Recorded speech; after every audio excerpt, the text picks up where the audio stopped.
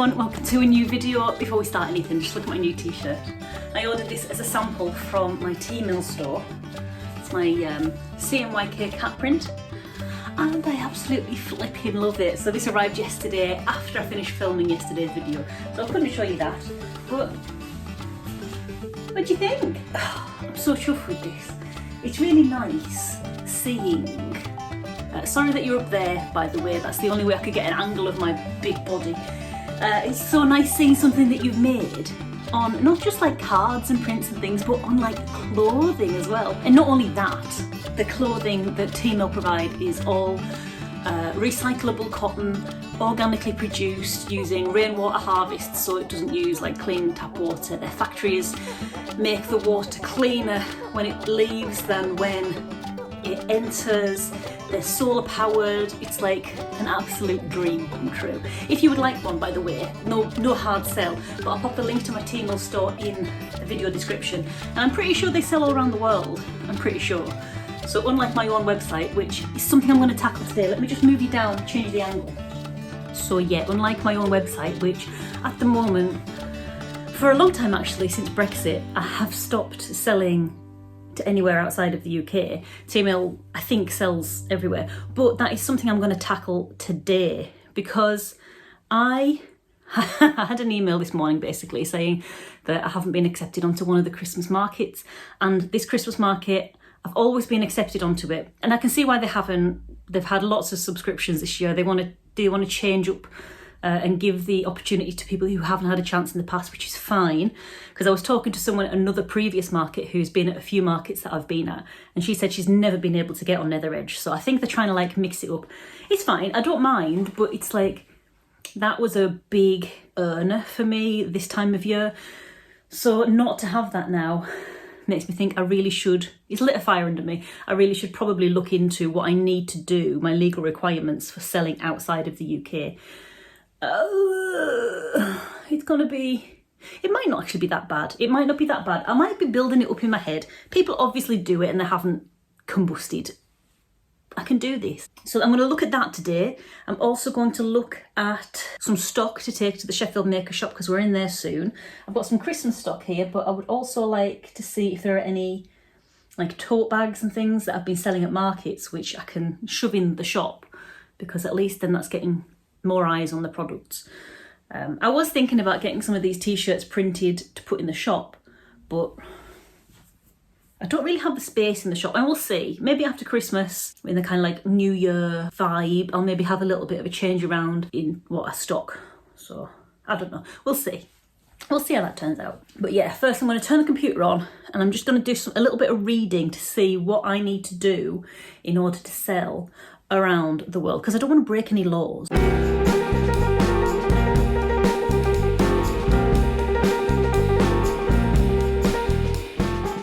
Okay, so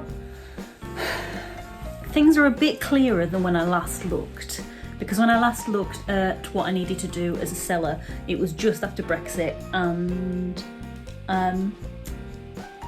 like no one, including the government, seemed to know what small businesses needed to do.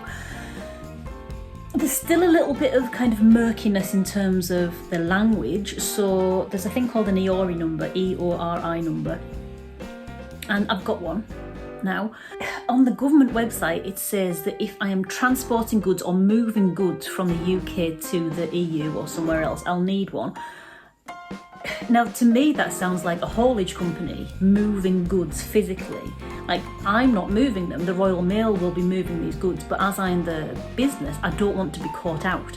So I've got myself an EORI number, even though I might not need it, and I think that's just something you put on the customs form. So I then need to just make sure, let me see. So my website, I need some HS codes. Now, I used to have HS codes back before Brexit, and HS codes are basically like product codes, so you can add them onto a customs form and they know what products are in the box. I deleted all of those when I stopped sending to the EU or outside of the UK, and now I just need to make sure all of my products have HS codes on the website. So that's what I'm going to do there.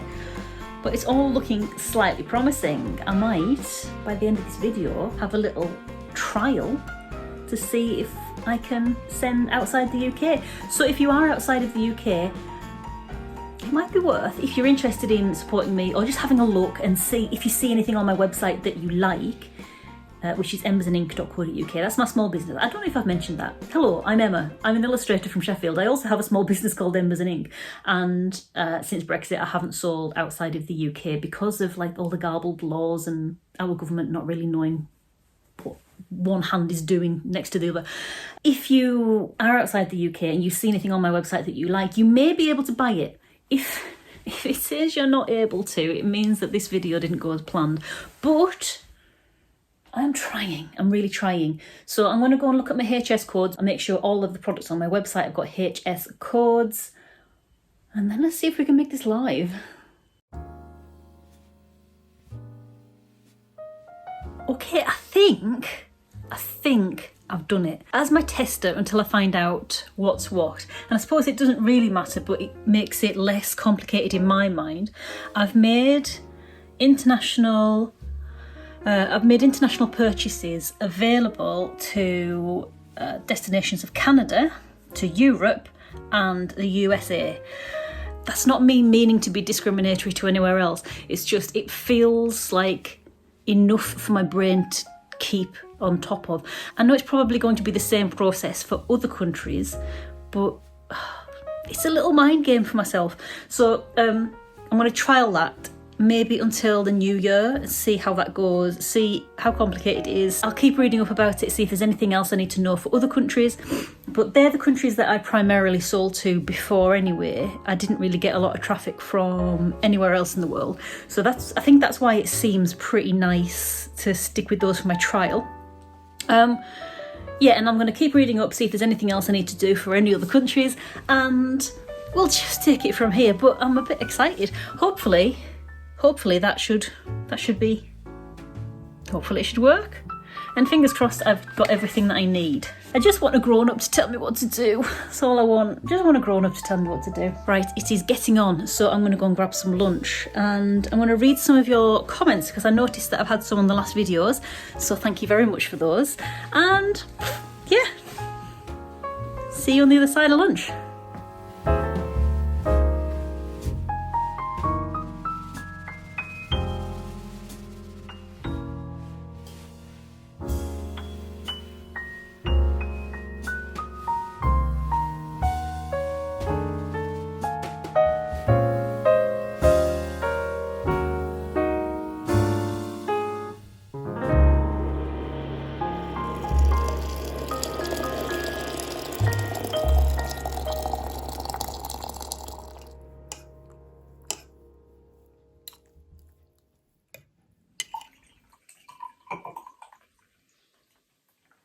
I would like to get some painting done before it gets dark. Even though that light doesn't shine directly onto the desk, I feel a lot better when I'm drawing and it's daytime. So I've made myself a cuppa. I've got this book. I have been getting some ideas down for Folktale Week. I know you've seen some of the videos that I've made where I've been doing drawings for Folktale Week, but I've actually been getting my thoughts together for the other days. So let me just get my notebook and I'll show you. So I've got this sketchbook here. It's now my ideas sketchbook. It's where I used to put down like rough thumbnails for books.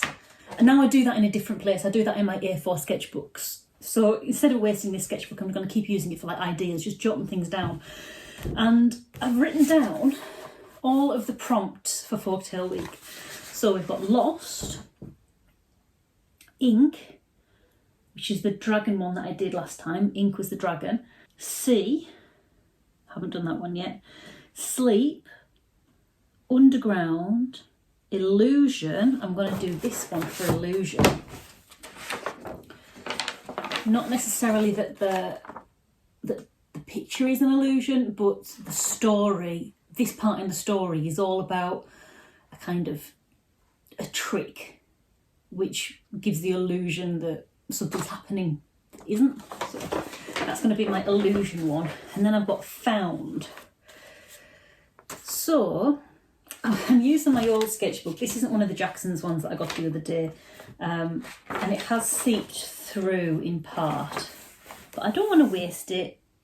if I start getting too precious about sketchbooks, I'll never get anything done. So I'm going to use this one, and I'm thinking about doing maybe not the finished illustration, but at least getting something down for the theme of found. And the story that I want to use is one from this book, which is the Nordic Tales book, which I found on the very day I found out about Folktale Week. So that's what made me decide to do it. So I thought I'd try and stick with stories that I found in here for the Folktale Week, because it seemed to fit quite nicely. And the story that I got for found is The Giant Who Had No Heart. The basic story is, without giving all of the story and telling you reasons why, there's a prince who's looking for a giant, and he finds him.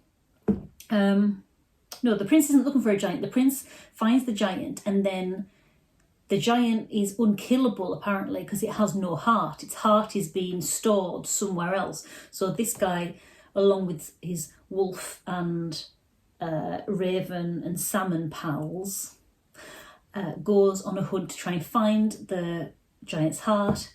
Spoiler alert, he finds it. Giant is defeated. Poor old giant.